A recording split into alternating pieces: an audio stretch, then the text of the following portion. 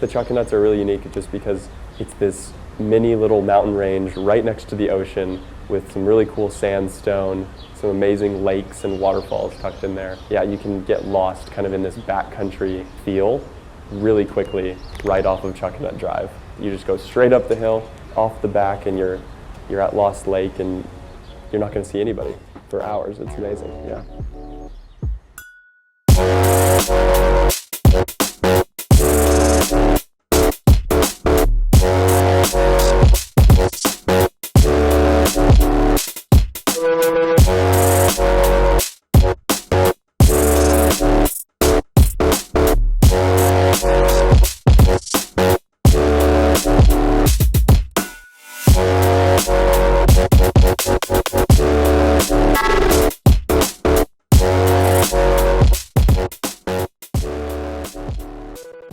My name's Olson.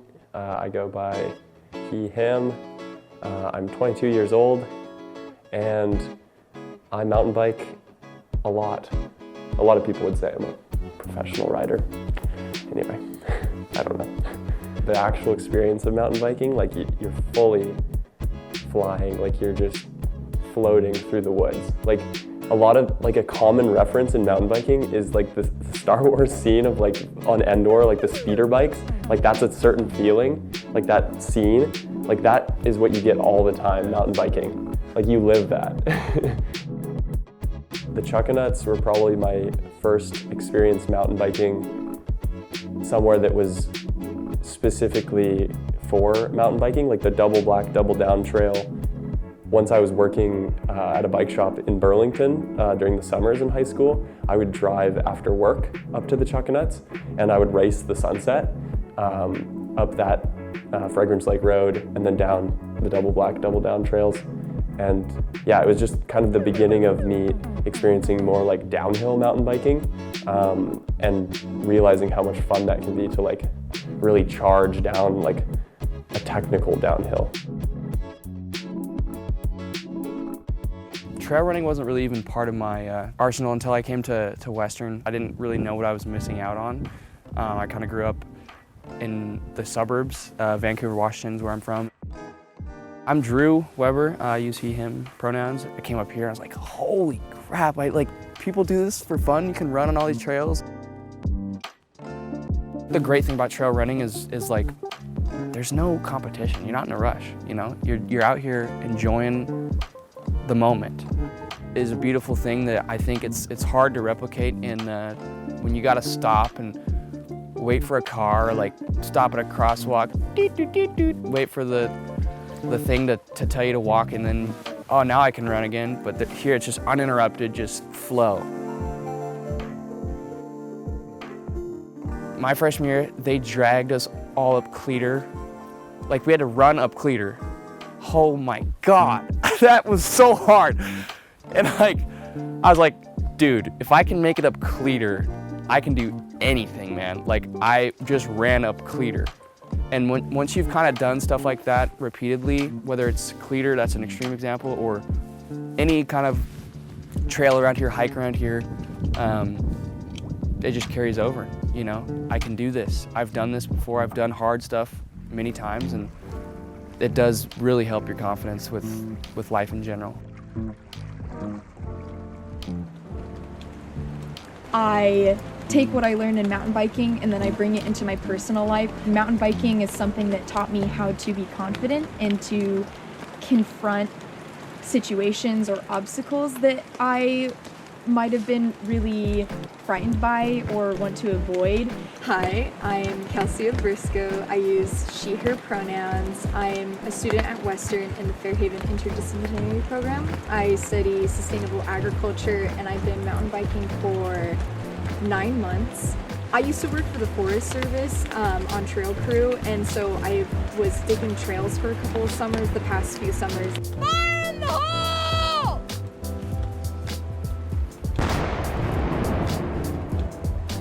Before that, I did forestry work, which involved trail work as well. And so when I came to Western, I was having a really hard time finding the people that I related to, and so I ended up meeting a couple mountain bikers at a party, and they were like, yeah, we really like to dig trails, like we hang out in the woods all day and camp, and I thought, I want to hang out with these guys. This past December, right after my birthday, is when I first rode my bike, and then after about a month I started riding every day consecutively, and it hasn't changed very much. I think the thing that got me into mountain biking was how accepting and excited everybody is. Everyone was really excited for me to buy a bike. Everyone was really excited for me to start mountain biking. And then the more that I progress, people are also really excited about that. One thing that's been happening with female riders in Bellingham that I think is really cool and should be talked about a lot more is breaking down ideas of female tokenism in recreation, because a lot of the time, especially mountain biking and skiing, you have that one chick that rides with the group of the boys and she's one of the guys, and that's something that's really destructive. It pits women against each other. It tells certain women that they can't do something because they're not one of the boys. I don't feel the same sort of support that I would if I was riding with people that look like me, that share the same life experience as me. And now that I'm riding with other girls, you know, we're having this conversation of like, you know, like, remember when like we thought that like we couldn't be friends with each other? I think another unique thing about mountain biking, especially when it comes to actual land, is that there's a lot of conversations of how do you give back to mountain biking, and two of the biggest ways that people do that is either through coaching new riders or digging trails. So there's this adage in the community that is no dig, no ride. So if you're not willing to put in the work to dig the trails that you ride on or volunteer or start a new trail of your own and maintain that, then you shouldn't be riding a mountain bike, because what you're doing then is you're just going to an area and you're pillaging a resource and not giving back to the community. You're not giving back to the trail. You're not sustaining it for other people to keep riding their bikes. You can tell when a trail's been cared for and when it's kind of been a little bit left to its own devices. My name is Josh Vander. Pronouns would be he and him. I work as a mental health counselor, and I work specifically actually with runners and just kind of the issues that come up around running.